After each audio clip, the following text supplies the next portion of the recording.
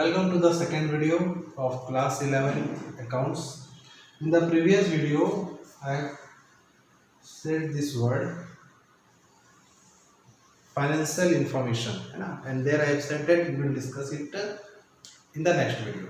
So, financial information, the term means which is related to money or financial activity of a business. इसको समझने के लिए we have to understand financial statement. Financial statement means written records that convey the business activities and financial information of an organisation. मतलब एक statement है, ठीक है.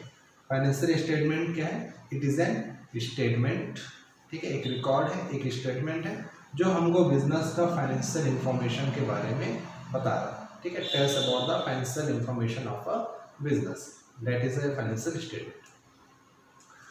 Now ये फाइनेंशियल इंफॉर्मेशन जानने के लिए we had 3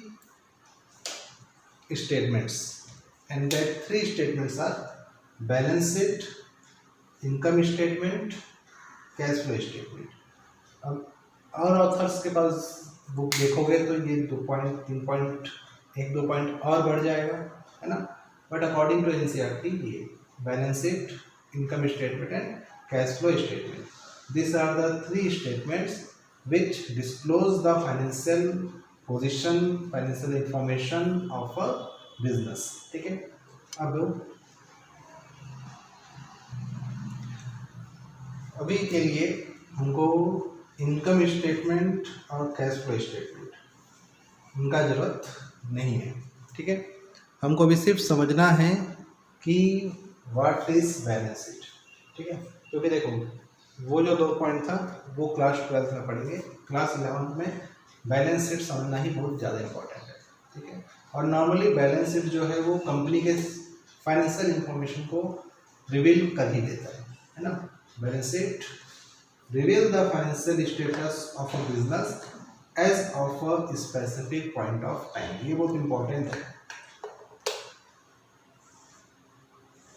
specific point of time, क्योंकि हम जो भी अकाउंट्स प्रिपेयर करते हैं वो एक टाइम के लिए बनता है.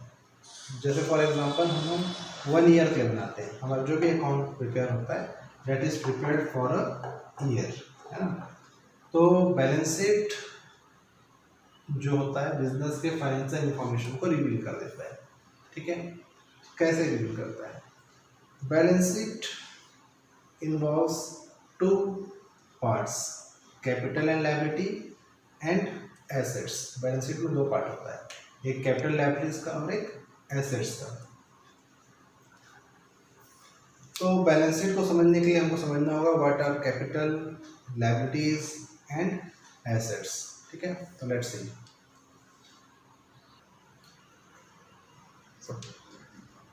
कैपिटल, लायबिलिटीज एंड एसेट्स, ये 3 चीज होते हैं जो हमारे बैलेंस शीट में आते हैं, है ना. सबसे पहले तो कैपिटल. इससे पहले अगर कैपिटल वर्ड सुने होंगे और अगर जान रहे होंगे कि कैपिटल क्या होता है अकाउंट्स में, कॉमर्स में, तो बहुत अच्छी बात है. अगर बिजनेसमैन हो या बिजनेस में थोड़ा भी इंटरेस्ट है तो ये वर्ड तो बहुत ही पता ही होना चाहिए. क्यों? क्योंकि इसके बिना बिजनेस स्टार्ट नहीं हो सकता. Capital means amount invested by the owner of a firm. Owner जो भी अमाउंट फर्म में इन्वेस्ट कर रहा है that is the capital. Amount invested by the owner of a firm, जो भी अमाउंट वो बिजनेस में इन्वेस्ट कर दिया वो क्या बन गया उसके लिए? कैपिटल, ठीक है. अब यहाँ पे हमको एक चीज़ ध्यान रखना है कि owner and business, owner and business, इन दोनों को ना मिलाना बिल्कुल नहीं है, इन दोनों को ना अलग रखना है, ठीक है. उनके बीच एक लाइन होना चाहिए जो दोनों को अलग कर दे, ठीक है. तभी हम कैपिटल डिस्कस कर सकते हैं. अगर ऑनर और बिजनेस को मिला दोगे, एक कर लोगे, तो कभी भी कैपिटल फाइंड नहीं कर पाओगे. कैपिटल के लिए हमेशा याद रखो कि ऑनर और बिजनेस एक दूसरे से अलग है, ठीक है. तो जो भी पैसे ऑनर बिजनेस को दे रहा है, ठीक है, ये दोनों डिफरेंट आइडेंटिटी है। मान लो ऑनर ए है तो बिजनेस बी होगा। बिजनेस क्या होगा? बी। हम बिजनेस को भी ए नहीं बोलेंगे, ठीक है, क्योंकि दोनों अलग होंगे।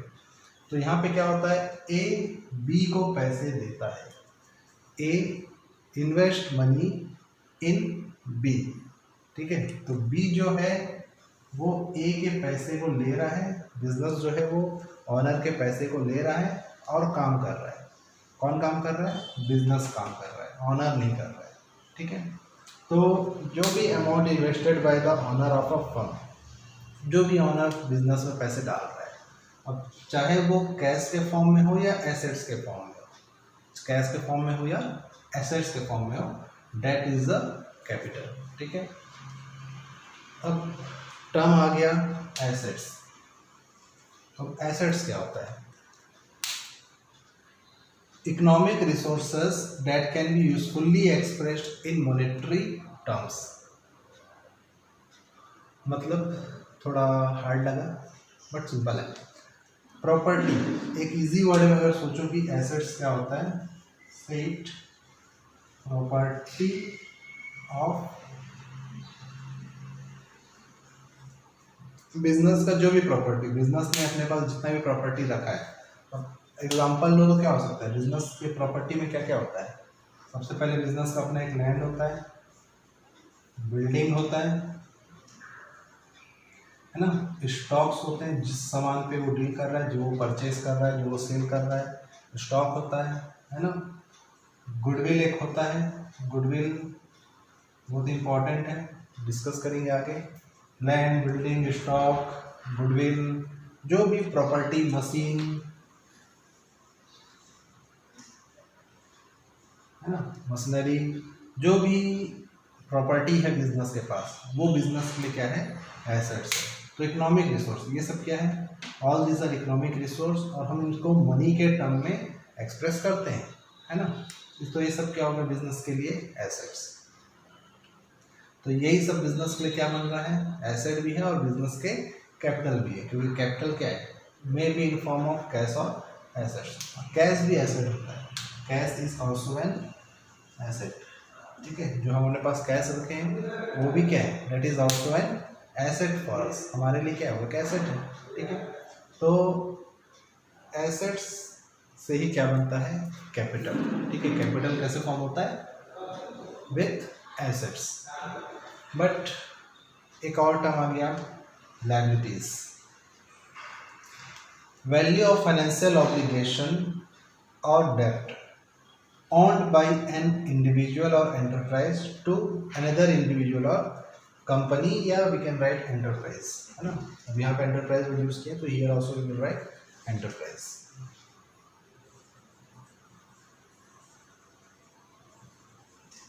ठीक है, तो यहाँ पे क्या बात हो रहा था? प्रॉपर्टी का बात, ठीक है। हम शान से कह रहे थे कि मेरे बिजनेस में 10 बिल्डिंग मंजिल का बिल्डिंग है, कितने एकड़, 10 एकड़ 100 एकड़ में मेरा बिजनेस फैला है ना, मेरे पास बड़े बड़े मशीन हैं, ठीक है। तो ये सब हम जब एकदम सीना तान के बोल रहे हैं, debt shows our assets. Liabilities क्या हो गया? जब हम किसी चीज़ को धीरे से बताते हैं, जैसे कि मुझे उससे 500 रुपये देना है ना, मैंने उससे उधार लिया है, ठीक है, क्रेडिट परचेज कर रहे हैं, ठीक है।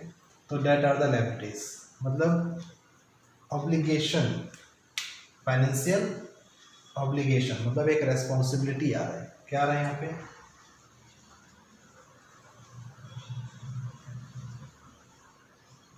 रेस्पॉन्सिबिलिटी टू पे। Obligation means responsibility. लायबिलिटी को समझने के लिए हम समझ सकते हैं कि जहाँ पे हमारा रेस्पॉन्सिबिलिटी है किस चीज़ के लिए? पे करने के लिए। जहाँ हम पे कर रहे हैं, या कोई डेप्ट है, डेप्ट मतलब उधार, डेप्ट ओड बाय एन इंडिविजुअल और एंटरप्राइज। बिजनेस के पास जो भी उधार है, कर्ज है, बिजनेस का क्या है? कर्ज। उसने किसी से उधार लिया है, कर्ज लिया है, debt is a liability for the business, ठीक है।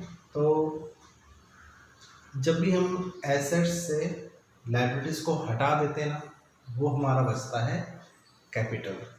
ठीक है। सो एग्जाम्पल ऑफ लायबिलिटीज हम बोल सकते हैं क्रेडिटर्स, जिससे हम उधार में खरीदते हैं, बैंक से जो लोन लिए हैं that is a liability for the business, क्योंकि हमको पे करना है, बैंक से लोन लिए हैं तो रेस्पॉन्सिबिलिटी है उस पैसे को वापस पे करें। क्रेडिटर किसी से क्रेडिट परचेज किए, उधार में खरीदें तो रेस्पॉन्सिबिलिटी है कि उसको वापस पे करें। सैलरी ड्यू टू एम्प्लॉयज़, अगर हम हमारे एम्प्लॉयज़ को सैलरी पे नहीं कर रहे हैं, ठीक है, या लेट हो रहा है सैलरी पे करने में, तो वो भी बिजनेस के लिए क्या हो जाता है, लायबिलिटी हो जाता है। तो जो भी हम आउटसाइडर को पे करना है, ठीक है, जो भी हमें आउटसाइडर को पे करना है, ठीक है, वो हमारे लिए क्या होता है, लायबिलिटीज हो जाता है। ठीक है। तो ये सारी चीज कैपिटल, एसेट एंड लायबिलिटीज ये शो करता है हमारा फाइनेंशियल